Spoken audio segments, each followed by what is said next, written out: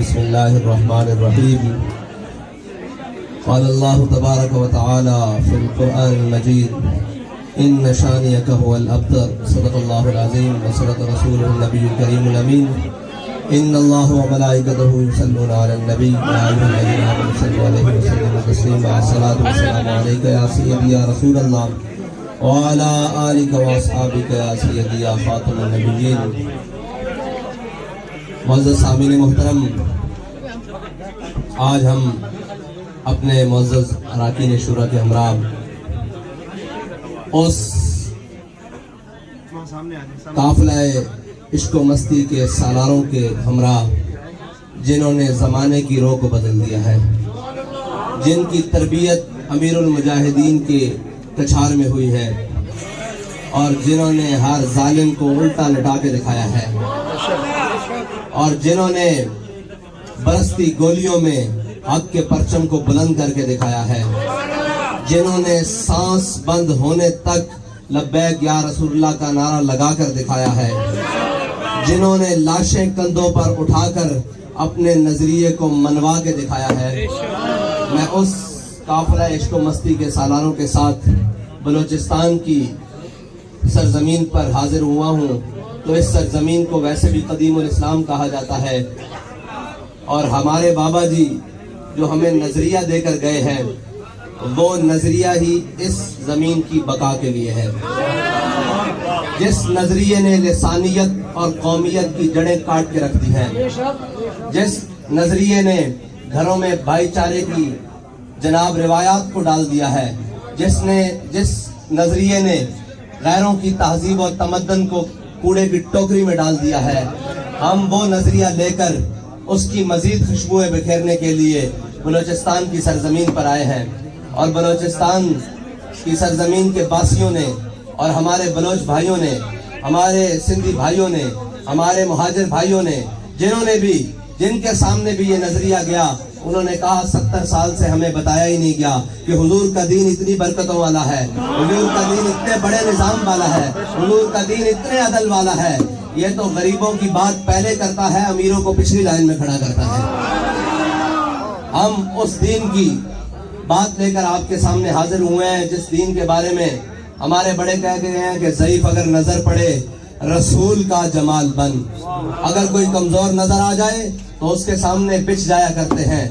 قائد وہ ہوتے ہیں، مومن وہ ہوتا ہے جو ہر کمزور کے ساتھ کھڑا ہوتا ہے. ضعیف اگر نظر پڑے رسول کا جمال بن، اور ظالم اگر آئے نظر قہر ذوالجلال بن. اور اگر کوئی ظالم آ جائے تو پھر اس کو وزیر آباد تک کھینچ کے اس کی ٹانگیں الٹی کھڑی کر کے دکھا دیتے ہیں.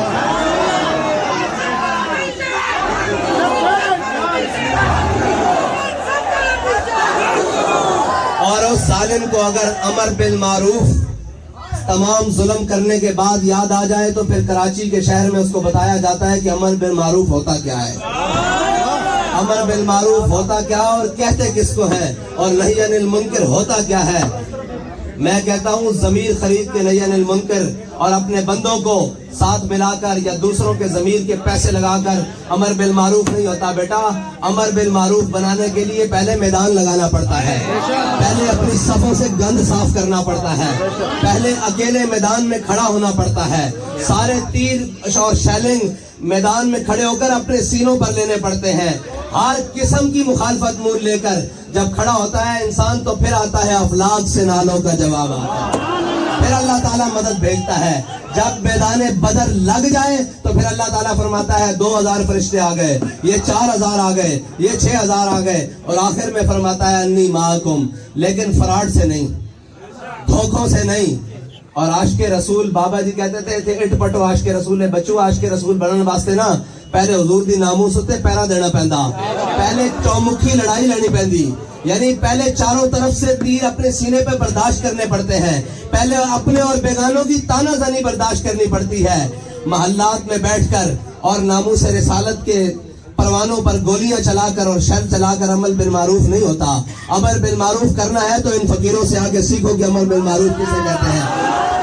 جیل کی کوٹریوں میں دالیں کھا کر بھی یہ کہتے تھے کہ مر جائیں گے، ظالم کی حمایت نہ کریں گے، احرار کبھی ترک روایت نہ کریں گے۔ جو مرضی ہو جائے، جیسے مرضی حالات آ جائیں، جتنا مرضی ظلم بڑھ جائے، کندھوں پر لاشیں ہوں یا کندھوں کے اوپر پھولوں کے ہار ہوں، ہر حال میں یہ کہتے ہیں کہ انہیں جانا، انہیں مانا، انہیں جانا، انہیں مانا، نہ رکھا غیر سے کام، للہ الحمد میں دنیا سے مسلمان گیا۔ اور ہم جن کے وارث ہیں وہ اگر کسی میدان عمل میں سے جان بوجھ کر پیچھے نہ رہے بلکہ کسی وجہ سے پیچھے رہ جائیں تو حضرت انس بن نضر میدان بدر سے پیچھے رہ گئے۔ ان کو اس بات کا افسوس تھا کہ یا اللہ میں تیرے حبیب کے ساتھ اس لشکر میں شامل نہ ہو سکا جس لشکر نے، جس کے بارے میں اللہ تعالیٰ نے فرمایا وَلَقَدْ نَصَرَكُمُ اللَّهُ بِبَدْرٍ وَأَنْتُمْ أَذِلَّةٌ۔ اللہ تعالیٰ فرماتا ہے اس دن ہم نے اللہ نے مدد کی ان لوگوں کی جو پرسان حال تھے، جو قسمہ پرسی کی حالت میں تھے، اس لشکر میں شامل نہ ہو سکے، جن کو اللہ تعالیٰ نے جنت کی بشارت دی اور جن سے افضل کوئی نہیں ہے، اور اس لشکر میں شامل نہ ہو سکے۔ حضرت انس بن نضر جب رہ گئے نا میدان بدر سے تو پھر اللہ تعالیٰ سے ایک بات کی کہ یا اللہ اب تو بھی دیکھے گا کہ میں تیری راہ میں کیسے لڑتا ہوں۔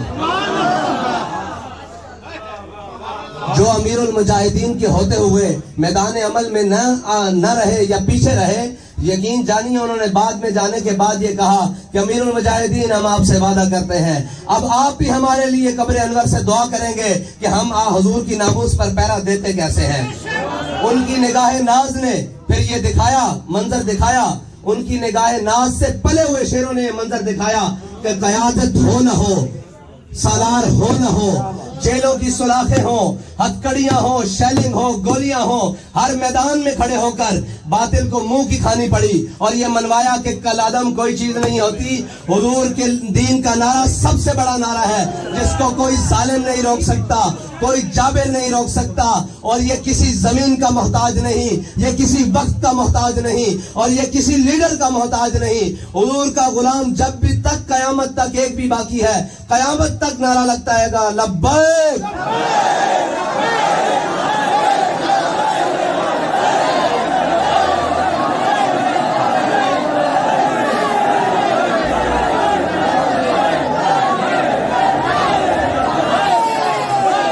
اور امیر المجاہدین کی تربت پر لاکھوں رحمتیں ہوں، کروڑوں رحمتیں ہوں، اربوں رحمتیں ہوں کہ جنہوں نے کسی میدان میں ہمیں بے آسرا نہیں چھوڑا۔ بات بعد میں نکلتی ہے، پہلے آپ کا کوئی بیان موجود ہے۔ یقین جانے وہ کہتے ہیں نا کہ رہنمائی تو قدم قدم پر موجود ہے۔ بابا جی کہتے تھے صرف چلنے میں برکت ہے۔ ہم اسی طرح عزم کے ساتھ، اسی طرح حوصلوں کے ساتھ اور اسی طرح خالص نیتوں کے ساتھ اگر چلتے رہے تو وہ دن دور نہیں جس دن اسلام آباد کے تخت پر عمران خان نہیں ہوگا، اسلام آباد کے تخت پر اسلام ہوگا۔ جس دن اسلام آباد کے تخت پر پی ڈی ایم کے چور نہیں ہوں گے، اسلام آباد کے تخت پر اسلام ہوگا۔ اور جس دن اسلام آباد کے تخت پر کوئی لسانی قومیت اور جھوٹے نعرے لگانے والا نہیں ہوگا بلکہ محمد عربی صلی اللہ علیہ وسلم کے دین کا دم بھرنے والا ہوگا۔ اس کے لیے ہمیں خالص ہو کر اللہ کی رضا کے لیے اور یہ جانتے ہوئے کہ ہمارے مالک جو ہم کام کر رہے ہیں وہ ہمیں دیکھ رہے ہیں، جس حال میں ہم ہیں وہ ہم دیکھ رہے ہیں، اور نیتوں کا صلہ مل جاتا ہے اگر کوئی اخلاص کے ساتھ چلے۔ بابا جی فرماتے تھے جھلیو اور دیوانوں بات سنو کہ حضرت عقیل بن انصاری جو غزوہ تبوک کے موقع پر 1 کلو کھجور لے کر آئے تھے، حضرت ابوبکر اپنا سارا مال لے کر آئے، حضرت عمر آدھا مال لے کر آئے، حضرت عثمان غنی نے سونے اور چاندی کے ڈھیر دیے، سینکڑوں گھوڑے دیے، اونٹ دیے۔ جب حضرت عقیل انصاری خلوص کے ساتھ 2 کلو کھجور لے کر آئے، 1 کلو اپنے گھر والوں کو دی اور 1 کلو اپنے آقا و مولا صلی اللہ علیہ وسلم کی بارگاہ میں پیش کر دی۔ میرے آقا نے پوچھا عقیل یہ کیا ہے؟ انہوں نے کہا یا رسول اللہ ساری رات یہودی کا کنواں گڑا ہے اور اس سے یہ معاہدہ کیا کہ مجھے صبح 2 کلو کھجور دے گا، 1 کلو گھر والوں کو دے آیا ہوں اور 1 کلو میں آپ کی بارگاہ میں پیش کر دی ہے۔ تو لیڈر جس کو کہتے ہیں نا قائد، وہاں تو ساری چیزیں ہی ختم ہے نا، وہ تو بالکل کوئی تصور ہی نہ ابھرا تیری تصویر کے بعد اور ذہن خالی ہی رہا کاسہ سائل کی طرح، اور وہاں تو کوئی مشابہت ہی نہیں۔ لیکن دیکھیں اپنے غلام کو مرتبہ کیا دیا. حضور سید عالم صلی اللہ علیہ وسلم نے حضرت صدیق اکبر کے سارے مال کے اوپر حضرت عقیل انصاری کی ایک کھجور رکھ دی. حضرت عمر کے آدھے مال کے اوپر حضرت عقیل انصاری کی ایک کھجور رکھ دی. حضرت عثمان غنی کے سونے چاندی کے ڈھیروں پر ایک کھجور رکھ کے بتائی کہ میرے غلام قیامت تک کوئی کتنا بھی غریب ہو، جب وہ اپنا اخلاص لے کر آئے گا، اپنی جان لے کر آئے گا، اپنا مال لے کر آئے گا میرے دین کے لیے اور میرے دین کی سربلندی کے لیے، میری ناموس کے لیے، میری ختم نبوت کے لیے، تو ہم اس کو صلہ یہی دیں گے کہ سب سے بلند رکھیں گے.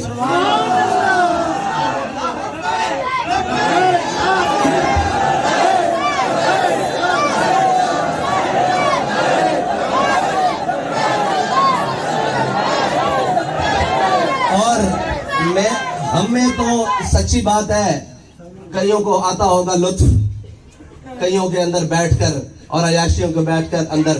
ہمارے بابا جی نے تو ہماری تربیت یہ کی ہے کہ ہم اپنے غریب بھائیوں کے اندر بیٹھ کر زیادہ فخر محسوس کرتے ہیں، کیونکہ میرے آقا نے جو فرمایا اللہم احیینی مسکینا وامیتنی مسکینا، یا اللہ مجھے مسکینوں میں زندہ رکھ اور مسکینوں میں دنیا سے لے جا.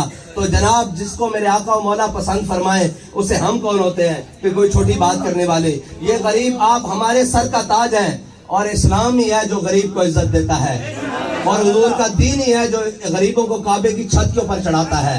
حضور کا دین ہی ہے جو جناب موٹر سائیکل والوں کو چیئرمین بناتا ہے. ابھی ہمارے وہ پکوڑے بیچنے والوں کو نام کیا چیئرمین بناتا ہے. مسئلہ یہ ہے کہ پکوڑے بیچنا کوئی عیب نہیں ہے، وہ تو ان لوگوں نے اپنی عیاشیوں کے لیے ان کو پیچھے القاسب و حبیب اللہ جو ہلائے گا، اپنا مال لے کر آئے گا میرے دین کے لیے اور میرے دین کی سربلندی کے لیے، میری ناموس کے لیے، میری ختم نبوت کے لیے، تو ہم اس کو صلہ یہی دیں گے کہ سب سے بلند رکھیں گے.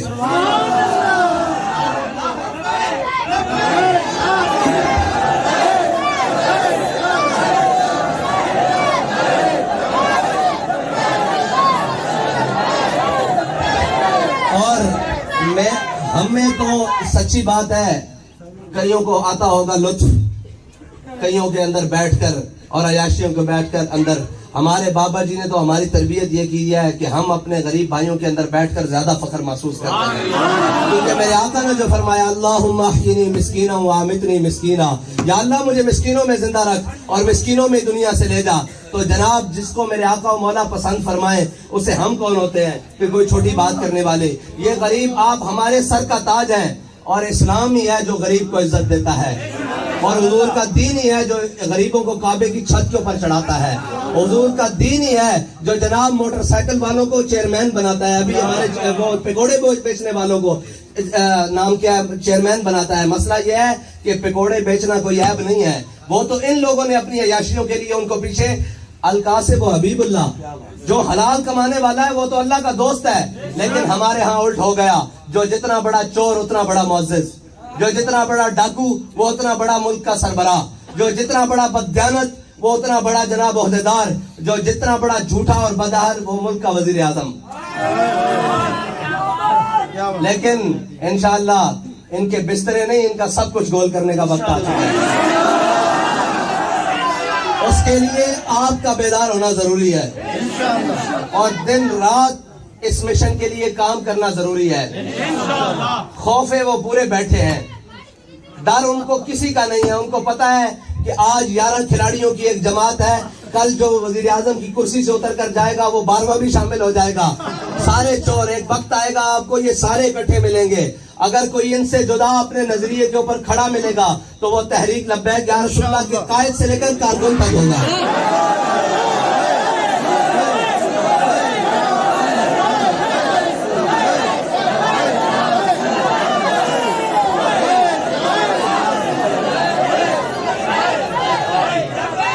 اور رہی بلوچستان کی محرومیوں کی بات، تو بلوچستان کی محرومیوں کو صرف وہ دور کر سکتے ہیں جنہیں کسی بین الاقوامی اسٹیبلشمنٹ کا کوئی دباؤ نہیں، جو اپنی دو عالم کو اپنی ٹھوکر کے اوپر رکھتے ہیں اور وہ ہر ظالم کے سامنے کھڑے ہو کر کہتے ہیں کہ ستمگر ادھر آ، ہنر آزمائیں، تو تیر آزما، ہم جگر آزمائیں. وہ نہ کسی ظالم کو، کسی جابر کو، کسی جناب بین الاقوامی گماشتے کو اپنا سربراہ سمجھتے ہیں، بلکہ ان کا تو صبح شام ایک ہی نعرہ ہے کہ انہیں جانا، انہیں مانا.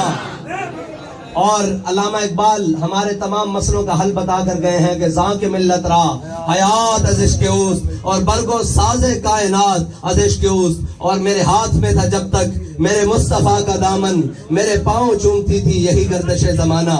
کوئی مشکل بات نہیں ہے یہ محرومیاں۔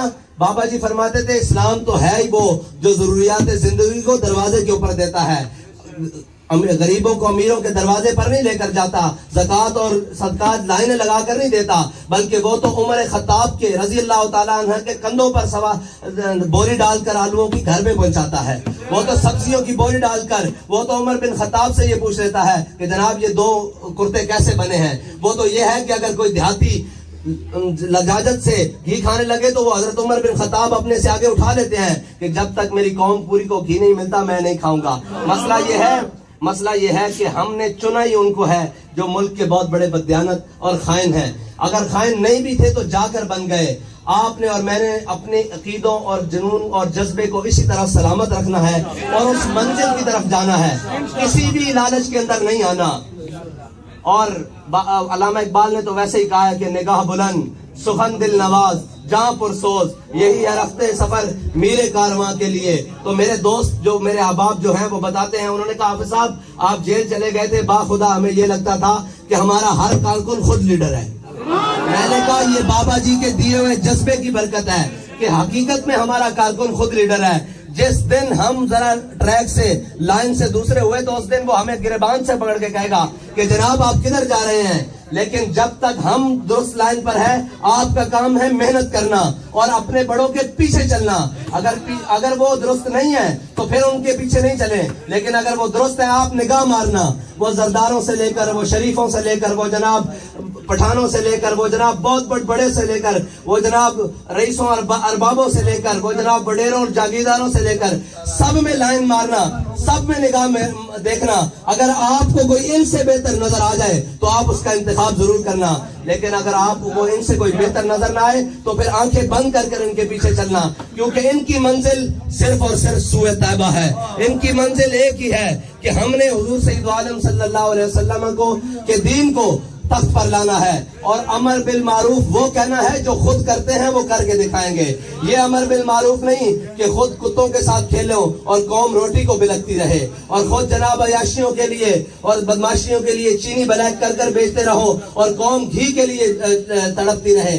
انشاءاللہ وہ وقت دور نہیں کہ جب حضور کے دین کو تخت پر ہمیں دیکھنا نصیب ہوگا، لیکن اس کے لیے ہمیں ثابت قدمی کے ساتھ، اخلاص کے ساتھ اور جذبوں کے ساتھ منزل کی طرف جانا ہوگا۔ اللہ تعالیٰ آپ کا اور میرا حامی و ناصر ہو۔